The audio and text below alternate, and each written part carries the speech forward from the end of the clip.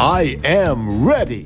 Serbisyong totoo ng GMA News. Ilang araw na po namin inuulit-ulit ang balitang ito, wala pong bagyo. Kahit na ganyan ang paglakas po ng ulan at sa ibang lugar, hanggang ngayon umuulan pa rin. Ganito rin nga ba ang magiging panahon bukas? Malalaman natin mula sa ating resident meteorologist. Sasagutin niya yan si Ginoong Nathaniel Cruz. Mang Tani. Tama ka, Mike. Wala ngang bagyo sa loob ng Philippine Area of Responsibility. Yung magdamag at maghapong pagulan dito sa Metro Manila at sa iba pang bahagi ng Luzon ay bunsod ng isang low pressure area. At sa taya ng Pag-asa, huling namataan ang low pressure area dito lamang sa may 40 kilometers west of Manila. At may posibilidad, Mike, na ito ay maging bagyo kasi papunta na ito ng karagatan o dito sa may West Philippine Sea. At dahil kumikilos ito pa kanluran, inaasahan na ito ay lalabas sa loob ng 1 hanggang 2 araw. Pero Mike, habang narito yung low pressure area na yan malapit dito sa ating bansa, ay asahan na magpapaulan ito sa buong Luzon. Mang Tani, yung tindi ng ulan na bumuhos, low pressure area lang yan dahil sinasabi na kombinasyon niya ng low pressure area at nung habagat. Mang Tani? Mike, yung naranasan natin mga pagulan dito sa Southern Luzon hanggang dyan sa Central Luzon kasama na yung Metro Manila, epekto yan nung low pressure area, direktang epekto yan.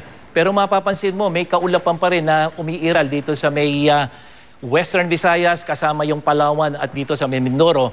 Yan naman ay sanhi ng unti-unting paglakas nitong hanging habagat. Kaya yung direktang epekto ng low pressure area at yung unti-unting paglakas ng hanging habagat ang siyang naging dahilan upang magkaroon tayo ng pag-ulan sa malaking bahagi ng Luzon at Kabisayaan. Magiging maulan pa rin hanggang bukas, Mang Tani?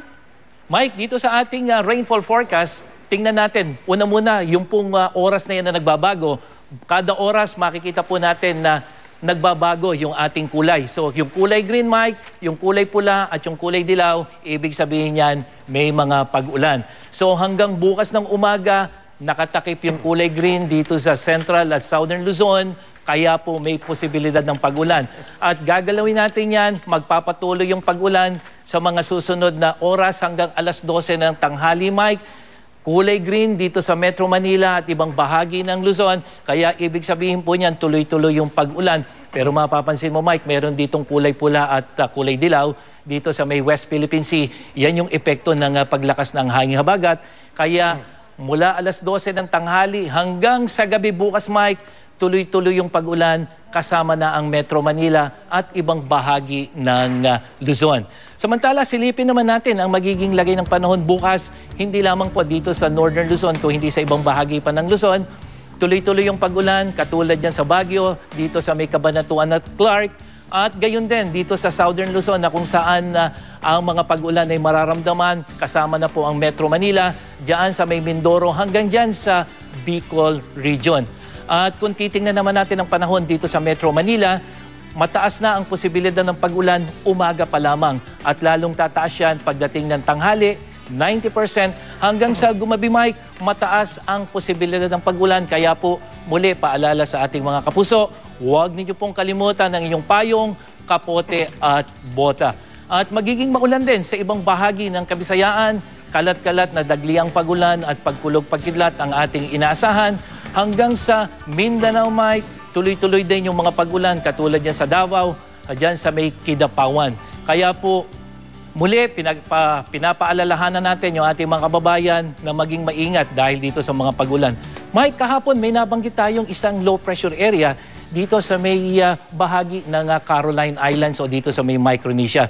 At ngayon mapapansin natin na mukhang na-disorganize itong isang low pressure area na yan. Kaya patuloy pa rin nating babantayan dahil ang isang low pressure area kumisan mawawala o kaya naman biglang lalakas. Pero muli po, malayo pa po yan sa ating Philippine Area of Responsibility pero patuloy pa rin natin yang babantayan. Okay, Mang Tani?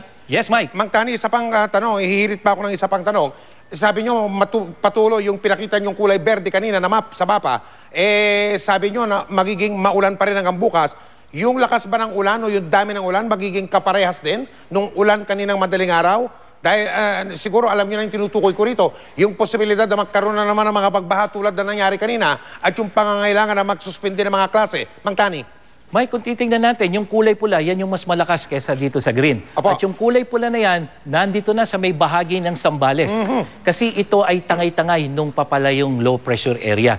Kaya may mga pag-ulan pa rin dito sa Metro Manila, yun na nga lamang, hindi kasing tindi at hindi kasing lakas nung mga ulang naranasan natin ngayong maghapon. Maraming pong salamat, Mang Tani. Susunod, pati biyahe ng tren mula Sukat hanggang Alabang napatigil din dahil sa pagulan.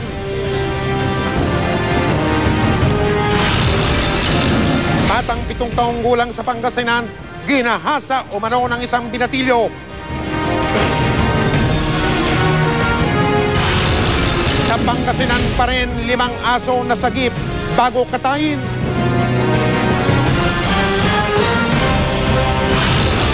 At yung veteranong newscaster na yan sa Amerika, si Anderson Cooper, umaming siya ay isang bading.